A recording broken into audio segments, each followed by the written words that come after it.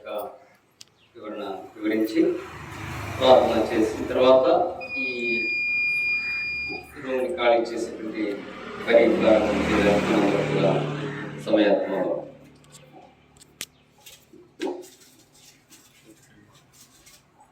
ప్రభునందు ప్రియ దేవుని బిడ్డలారా,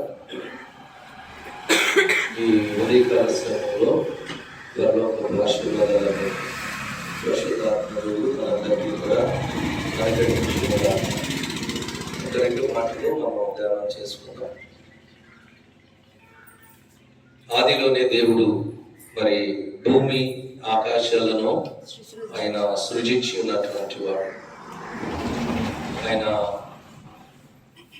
ఆకాశము తన సింహాసనంగాను, భూమి తన యొక్క పాదపీఠముగా దేవుడు ఏర్పాటు చేసుకొని మానవులైన మనల్ని పరిపాలన చేస్తూ ఉన్నాం. అలాంటి సమయంలో దావీదు చెప్తున్న మాట ఏంటంటే, భూమియు దాని సంపూర్ణతయు, లోకము దాని నివాసులు యెహోవాయే. అంటే మనందరం కూడా భూమి తర్వాత దాని సంపూర్ణత, అంటే ఈ భూమి మీద ఉన్నటువంటి ప్రతిదీ కూడా సంపూర్ణత కలిగింది. తర్వాత లోకము దాని యొక్క నివాసం, లోకంలో వారందరూ, దానిలో నివసించే వారందరూ యెహోవాయే అని చెప్తా ఉన్నాడు. నిజంగా మరి మనం చూస్తున్నప్పుడు ఈ భూమి మీద మనము ఇంత సురక్షితంగా క్షేమంగా కాపాడుతున్నామంటే దేవుని యొక్క కన్ను మన మీద ఉన్నది కాబట్టి, దేవుని యొక్క ప్రసన్నతను మనం చవి చూస్తూ ఉన్నాం కాబట్టి మరి ఇంత క్షేమకరంగా మనం జీవిస్తూ ఉన్నాం. అయితే లోకంలో ఉన్న మనందరూ కూడా దేవుని వారమై ఉన్నాం. అంటే ఆయనలో ఉండాలి, ఆయనలో మనం కట్టబడాలి, ఆయనలో ఫలించాలి, అభివృద్ధి పొందాలి అని దేవుడు చెప్తున్నాడు. ఆది కాండంలో కూడా మీరు ఫలించి అభివృద్ధి పొంది భూమిని నిండించండి అని చెప్పారు. మేమందరం ఇదంతా కూడా దేవుని యొక్క ప్రణాళిక, ఇదంతా కూడా మన దేవుడు ఆశీర్వదించాలని. కాబట్టి ఈ మాట మనం ఆయన సముద్రం మీద దానికి పునాది వేశాడు. సముద్రం మీద మనము ఈ భూమికి పునాది వేసాడు. తర్వాత ప్రవాహ జలం మీద దాన్ని స్థిరపరిచాడు. ఈ భూమి కింద ప్రవాహ జలాలు ఉంటాయి. మన భూమిలోకి లోపల వాటర్ బయటకు వస్తాయి. శూన్యంలో దేవుడు యొక్క భూమిని ఎలాడదీసిన దేవుడిగా ఉన్నాడు. కాబట్టి ఈ భూమిలో ఉన్నదంతా కూడా ఆయనదే. కాబట్టి మనమందరం కూడా ఆయన వారం అనేది మనం ఏం చేయాలంటే దేవుని మనం స్తుతించి ఆయనను ఆరాధించవలసినటువంటి వారంగా ఉంటున్నాం. మరి నిన్న దినాన్ని జరిగినటువంటి ఆ యొక్క అద్భుతమైనటువంటి కార్యం, మరి స్టాలిని అన్న గారు, సంఘ పెద్దలు, స్త్రీలందరూ కూడా కలిసి సండే అనుకున్నాం, శుక్రవారం అనుకున్నాం, శనివారం ఆగాం, ఆదివారం దీని పని ప్రారంభం చేసాం. మేము అనుకున్నది ఏంటంటే, ఒక సామెత ఉంటుంది కదా, కలిసి వచ్చేవాడు అంటే నడిచి వచ్చే కొడుకు కొడతాడని. నిజంగా ఒక అద్భుతం అనమాట. తండ్రి గారు చాలా టైడ్ చేశారు నిన్న. మరి అన్నగారు మేము వెళ్ళగానే మాకు అపాయింట్మెంట్ ఇచ్చారు. అందరూ బయటకు వెళ్ళిపోయారు, అందరినీ బయటకు పంపించేశారు. ఎవ్వరూ తండ్రి గారిని కలవడానికి లేదు. తండ్రి గారు అన్నయ్య గారి దగ్గర నుండి తీసుకెళ్ళిన తర్వాత ముందు అన్నయ్య గారు అన్నగారు కలిసి వెళ్ళి, తర్వాత మేము ముగ్గురు కలిసి తండ్రి గారితో మాట్లాడడం జరిగింది. రేపే మనకి ఎంత శీఘ్రంగా అంటే ఇది మన ఆలోచనల మీద దేవుని యొక్క ఆలోచనలు లేదు. భూమి కంటే ఆకాశం కంటే మన ఆలోచన ఎంత ఉంటాయో దానికంటే ఎక్కువ ఆలోచన. ఖచ్చితంగా ఇది దేవుని యొక్క ప్రణాళిక. హల్లెలూయా. ఖచ్చితంగా దేవుడు చేసిన కార్యమే. అది మనం అనుకున్నా కాదన్నా కాదు.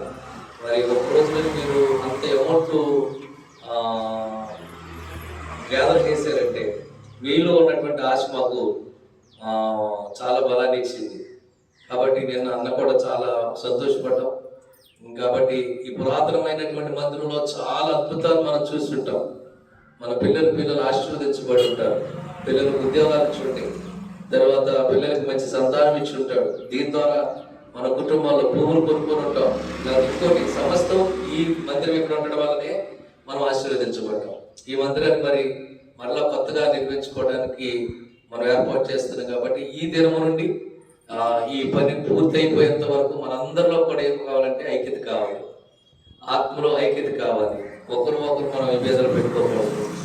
ఒకరు పని చేస్తే నేను చేయకూడదు, లేదా ఆయన చేస్తే నేను చేయకూడదు అనేది కాకుండా అందరూ చక్కనైనటువంటి ప్రణాళికతో మనము ముందుకు తీసుకుని వెళ్ళినట్లయితే ఖచ్చితంగా దేవుడు కృపలో త్వరగానే దీన్ని మనం మళ్ళీ డెడికేషన్ చేసుకోవడానికి దేవుడు కృప చూపిస్తాడు. కాబట్టి ఈ మందిరాన్ని మనం పడగొట్టేటప్పుడు ఎవరికి అపాయం శోధన కీడు రాకపోకుండా ప్రతి బిడ్డ కూడా క్షేమంగా ఉండినట్లుగా మనం అందరం కూడా ప్రార్థన చేద్దాం.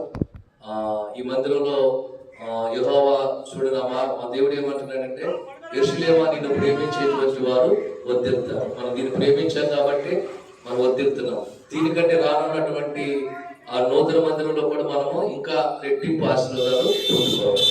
కాబట్టి ఈ దినాన్ని మరి ఈ మందిరాన్ని మనము కొంచెం రూపు తీయడానికి ప్రయత్నం చేస్తూ ఉన్నాం. దేవుడు తన కృప మనకు అనుగ్రహించును గాక.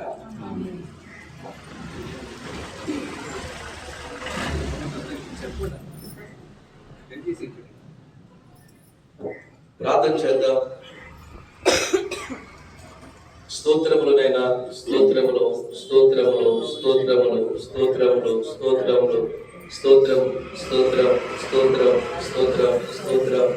పరిశుద్ధుడా పరిశుద్ధుడా పరిశుద్ధుడా పరిశుద్ధుడా సైన్యములకు అధిపతి యెహోవా నీకే వందనాలు వందనాలు వందనాలు.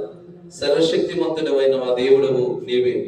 మమ్మలను నడిపించువాడము, మమ్మలను కాపాడువాడము, మమ్మలను ఓదార్చువాడము, మా కన్నీటిని తుడుచువాడము నీవే. అందరు బట్టి నిన్ను స్తుతిస్తూ ఉన్నాను.